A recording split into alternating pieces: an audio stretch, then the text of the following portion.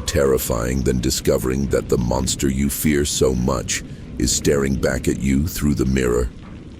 Thomas Mackenzie believed he could control the uncontrollable. He built his own prison, a cage of steel and guilt, convinced he could imprison the beast that dwelled within him. But some demons cannot be contained by iron bars. They feed on our shame, grow with our secrets, and when they finally explode, they leave only destruction and blood in their wake. The small town of Millbrook, in rural Oregon, knew Thomas as a meticulous man. A carpenter by trade, his hands created furniture that lasted entire generations. Every joint perfect, every finish flawless. Neighbors respected him for his dedication to work and the kindness with which he treated everyone. But Thomas carried a weight that none of his acquaintances could imagine. On full moon nights, when shadows danced through his window, he felt something awakening inside him. Something wild, hungry, that scratched the walls of his consciousness like claws against wood. The first transformation had happened 3 years earlier, during a solitary walk through the forest. Thomas remembered the excruciating pain that shot through his body, as if every bone was being broken and rebuilt simultaneously. He woke up naked, covered in dirt and leaves, with the metallic taste of blood in his mouth. Around him, the remains of a torn deer told a story his mind refused to accept. But the evidence was carved into his blood-stained fingernails, in the scratches that marked his skin, in the fragmented memory of muscles expanding and teeth elongating. For months, Thomas tried to convince himself that it had all been a vivid nightmare. He looked for rational explanations, consulted doctors, had neurological exams. All results came back normal, but the truth continued to manifest itself with each full moon. The transformation wasn't just physical, it was a complete surrender to the most primitive instinct. During those nights, Thomas ceased to exist, and in his place emerged a creature that knew only hunger and violence. The beast maintained enough human characteristics to be even more disturbing. His eyes remained human, filled with a rage that seemed eternal, while his face stretched into a partial snout, revealing fangs that tore flesh with frightening ease. Guilt began to grow like cancer in his soul. Each morning after the transformation brought new evidence of his nocturnal crimes. Small animals found dead on his property, strange footprints in the yard's mud, torn clothes hidden at the bottom of his closet. Thomas documented everything in a diary he kept locked, as if recording his sins could somehow diminish their weight. The pages filled with detailed descriptions of each transformation, each death, each moment he lost control of his own existence. Isolation became his only defense. Thomas canceled social commitments, avoided close contact with neighbors, and began working exclusively on projects he could complete alone in his workshop. Every human interaction became a terrifying reminder of the danger he represented. When Mrs. Patterson, his elderly neighbor, appeared at his door offering apple pie, Thomas could barely look into her eyes. All he saw was fragility, soft flesh that could be torn apart by his claws in a matter of seconds. Her kindness tortured him more than any accusation could.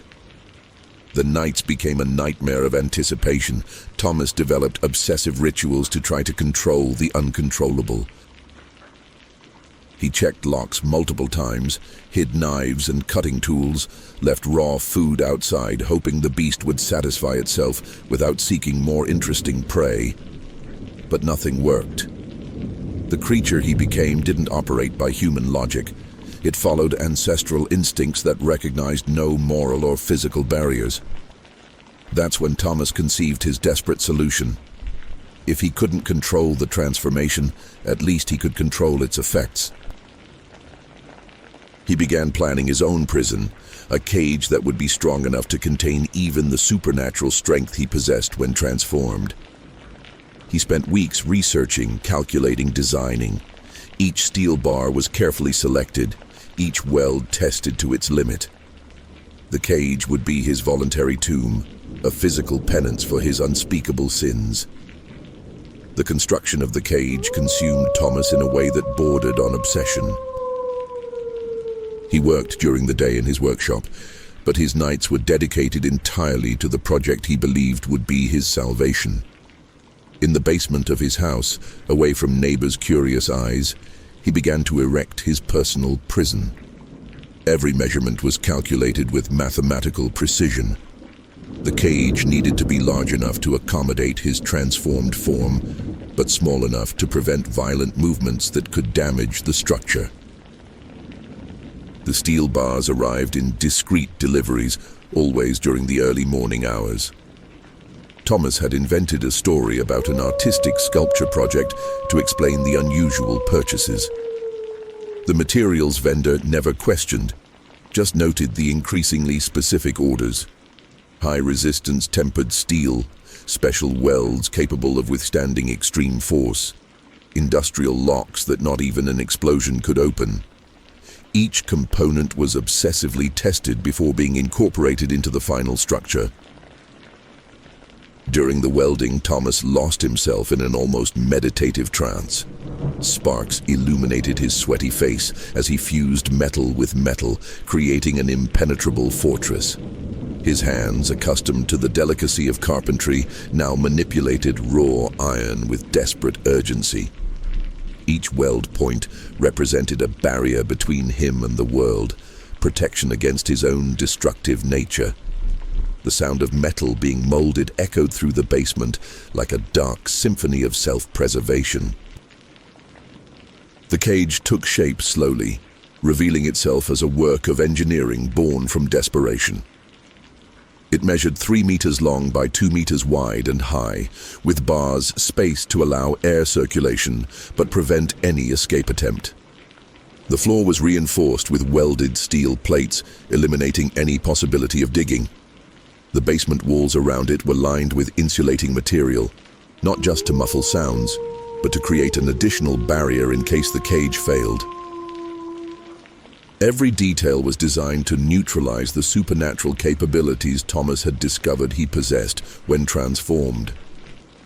The cage door used a system of multiple locks that could only be opened from outside, with keys hidden in different locations throughout the house. An automatic timer was installed to ensure the cage would only open after sunrise, when the transformation had already passed. Inside the cage, Thomas installed a small security camera, driven by the morbid need to document his transformations, even knowing the images would torment him during the day. The cage's final test came with the next full moon. Thomas prepared everything meticulously. Locked the house, disconnected the phone, left written instructions in case something went wrong. His hands trembled as he adjusted the final details, checking each lock one last time. When the sun began to set, he went down to the basement carrying only his sleeping clothes and a bottle of water. The anticipation of what was to come made his heart beat erratically. The first night inside the cage revealed horrors Thomas had never imagined. He locked himself voluntarily at 9 o'clock when the first signs of transformation began to manifest. The familiar pain started as a subtle burning in his muscles, gradually spreading throughout his body like acid running through his veins. But this time, there was something different. The confinement didn't just contain his physical form. It amplified every sensation, every moment of metamorphosis agony. When the transformation reached its peak, Thomas discovered that the cage created a new kind of nightmare. His bestial form, accustomed to running free through the forest, now found itself imprisoned in a claustrophobic space. The creature he became possessed all the strength and fury as always, but with no outlet for its violence. The result was an explosion of self-destructive rage that echoed through the basement like the screams of something being tortured. The steel bars trembled under the impact of desperate blows, but they held exactly as Thomas had designed. The transformed beast maintained its disturbing human characteristics. The eyes that remained recognizable, but now overflowed with a concentrated fury it had never experienced. Its face, partially deformed into a snout, showed fangs that clenched against the metal bars, producing a chilling sound of enamel scraping against steel. The orange shirt Thomas wore tore during the transformation, the ripped fabrics hanging from his muscular torso like bloodied rags. Hours dragged by like an eternity of torment. The creature scratched the cage walls until its claws bled, bit the bars until its fangs chipped, threw itself against the structure with a violence that made the entire basement shake. Each impact was accompanied by guttural growls that mixed animal pain with all too human frustration. The security camera recorded everything. Every moment of despair, every futile escape attempt, every second of concentrated agony. When dawn finally came and Thomas regained his human form, he found himself in a state he had never experienced after a transformation. His body was covered with self-inflicted wounds, deep cuts on his arms where he had scratched himself, purple bruises spread across his chest and back where he had thrown himself against the bars. His hands were destroyed, nails torn out, and fingers swollen from hitting the metal so much. But the worst was the blood in his mouth, the metallic taste that indicated he had bitten his own tongue repeatedly during the night. The camera recording confirmed his worst fears. Thomas watched in silent horror as the screen showed his transformed form in a state of self-destructive frenzy that lasted all night. The beast hadn't simply accepted confinement. It had turned against itself with a violence that surpassed anything Thomas had ever witnessed. It was as if the impossibility of hunting had concentrated all its predatory nature into an implosion of fury. In the following days, Thomas tried to convince himself that the plan had worked. After all, no innocent being had been hurt during the transformation, but his destroyed body told a different story. Each wound was a physical reminder that the beast still existed, still fed on violence, just directing its hunger toward the only available target, himself. The cage hadn't cured his condition. It had only changed the nature of his nocturnal crimes. Month after month, Thomas continued his ritual of self-imprisonment, and each full moon brought a deeper deterioration of his sanity. The cage had become much more than a physical prison. It was a tangible symbol of his voluntary self-destruction. The steel walls witnessed a downward spiral of violence that grew in intensity with each transformation. What had begun as a desperate solution had evolved into a form of systematic torture he inflicted upon himself. The wounds began to accumulate faster than they could heal. Thomas started working with gloves to hide the permanent marks on his hands, invented stories about workshop accidents to explain the visible cuts on his arms. His physical appearance changed drastically. Sunken eyes surrounded by deep dark circles, pale skin of someone who rarely saw sunlight, the thin body of someone who had completely lost their appetite. Neighbors began commenting on his cadaverous appearance, but Thomas avoided any contact that could lead to unwanted questions. The obsession with documentation intensified morbidly. Thomas installed additional cameras at different angles, creating complete surveillance of his own agony. He began watching the recordings repeatedly during the day, analyzing every movement of the beast, every escape attempt, every moment of self-inflicted suffering. He made detailed notes about behavior patterns, as if studying his own monstrosity could reveal some form of control he hadn't yet discovered. The recording showed a terrifying progression. Each month, the beast inside the cage became more violent, more desperate, more willing to hurt itself in the attempt to escape. During the 5th transformation in the cage, the creature began trying to bite its own paws, in a demonstration of desperation that made Thomas vomit while watching the recording.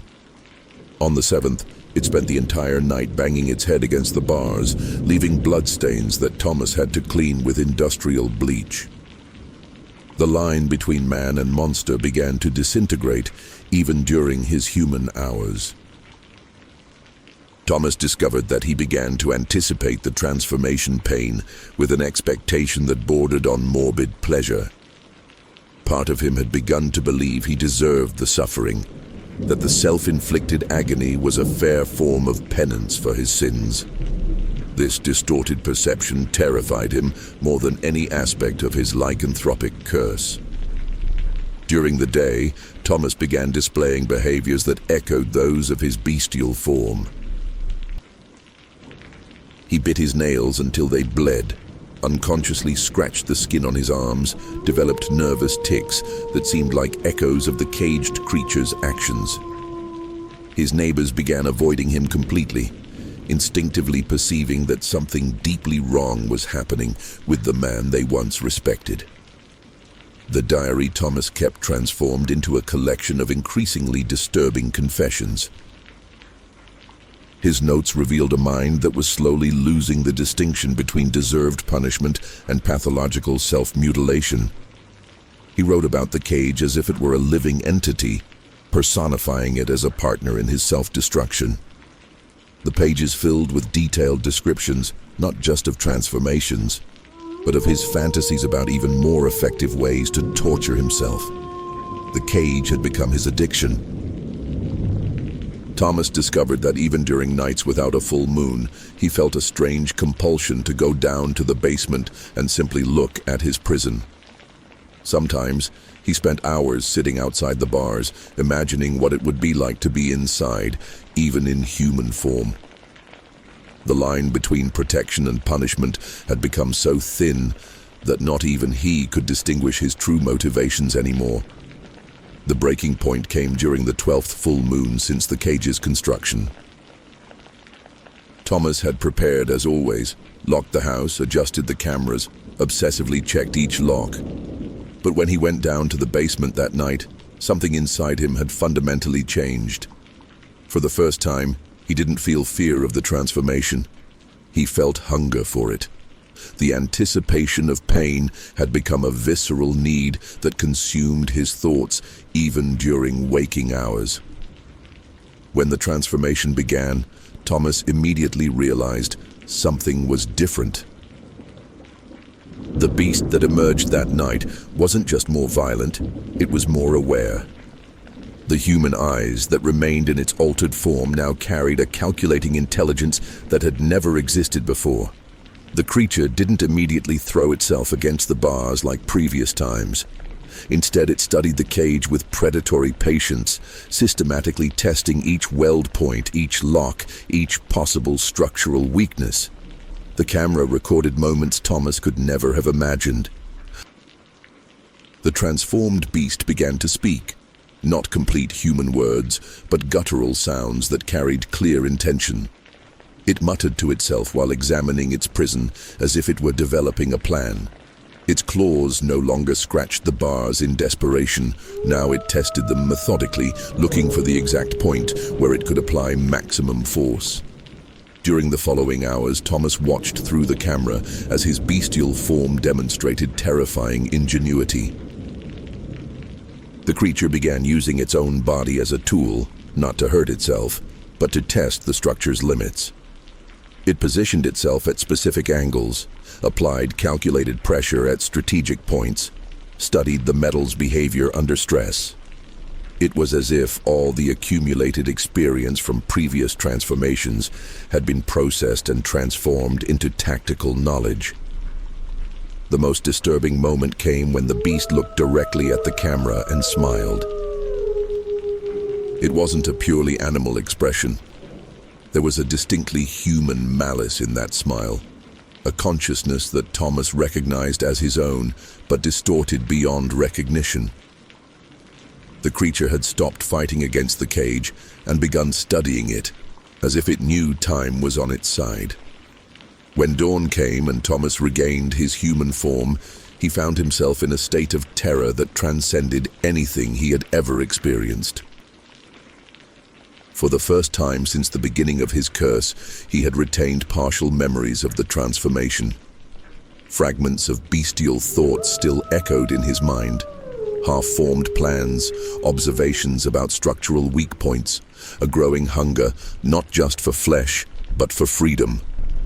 Analysis of the recordings confirmed his worst fears.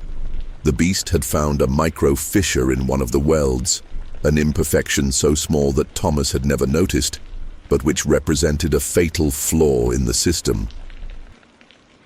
During the night, the creature had worked systematically to widen it, using its claws with surgical precision. With each transformation, it would continue this work until eventually it managed to weaken the structure enough to escape. Thomas realized with crystalline horror that he had created something much worse than an ordinary werewolf. By confining the beast, by forcing it to channel its intelligence toward the problem of escape, he had inadvertently created a more dangerous version of himself. The creature now combined predatory instincts with strategic planning, supernatural strength with calculating patience. It had learned to think, and its thoughts turned increasingly toward the world beyond the bars. The cage, which should have been his salvation, had become a school for monsters.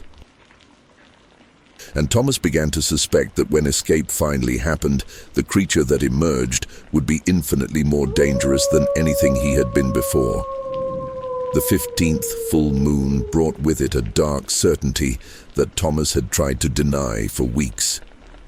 The fissure in the weld had grown visibly, and each morning revealed new signs that escape was approaching. Thomas spent entire days in the basement, studying the crack that spread like an infected wound through the metal.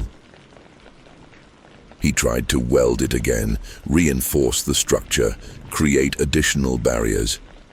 But he knew deep in his tortured soul that it was too late. The beast had learned, evolved, and now possessed something he had never imagined possible: strategic patience. During the last transformations, Thomas began retaining more and more memories of his bestial form. He remembered moments of crystalline consciousness within the creature's mind, thoughts that were simultaneously his and completely alien. The beast wasn't simply working to escape, it was planning what it would do when it succeeded. And those plans included very specific visits to certain houses in Millbrook, starting with Mrs. Patterson's residence with her apple pie and her irresistible fragility. On the night when everything changed, Thomas went down to the basement carrying something he had never brought before: a weapon. The .45 caliber pistol weighed in his trembling hands like a last desperate resort. If the cage failed, if the beast managed to escape, he was prepared to do the unthinkable. But when the transformation began, Thomas discovered that the creature had anticipated even this possibility. The transformed beast looked at the weapon that had fallen when Thomas's hands deformed into claws and laughed. The sound that emerged from its throat was a disturbing mixture of animal growl and human laughter. It had perceived the intention behind the weapon and found the idea deeply amusing. The creature knew something that Thomas was only beginning to understand. They were the same person, and a growing part of Thomas no longer wanted the transformation to end. The escape happened exactly as the beast had planned. With surgical precision developed through half a dozen transformations, it applied pressure at the exact point where the fissure had become critical. The sound of metal breaking echoed through the basement like a funeral bell. The cage door opened slowly, and for the first time in over a year, the creature tasted freedom. But instead of immediately running to the forest as Thomas had expected, the beast did something infinitely more terrifying. It climbed the basement stairs, passed through the house it knew intimately, and positioned itself in front of the bathroom mirror. What it saw reflected there was a perfect synthesis of man and monster, human features distorted by transformation, but maintaining enough intelligence to open doors, manipulate locks, plan attacks with military precision. The creature studied its own reflection for long minutes, testing facial expressions, practicing smiles that could reassure potential victims before the attack. It had learned that true terror didn't come from monstrous appearance, but from the ability to appear almost human enough to approach unsuspecting prey. When dawn finally came, Thomas awakened not in the basement, but in his own bed. His clothes were intact, his skin free from the usual wounds. For a moment of desperate hope, he thought it had all been an especially vivid nightmare. But then he saw his hands. Under his fingernails there were fragments of something he preferred not to identify. The taste in his mouth was familiar, metallic, warm, satisfying in a way that made him vomit with horror. And outside, ambulance sirens cut through Millbrook's morning silence, coming from the direction of Mrs. Patterson's house. Thomas ran to the basement and found the cage destroyed, the door open like a mouth mocking his naivety. On the wall, written with something that looked like blood, were words in his own handwriting, but which he didn't remember writing. "Thank you for the lesson." The truth hit him with brutal clarity. The cage had never been about control, it had been about training.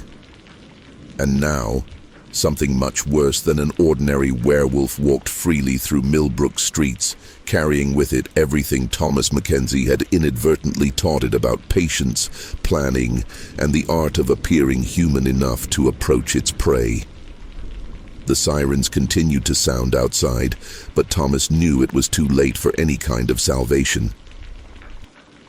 He had made his own cage locked with his guilt and awakened covered in blood. But the blood this time wasn't just his own.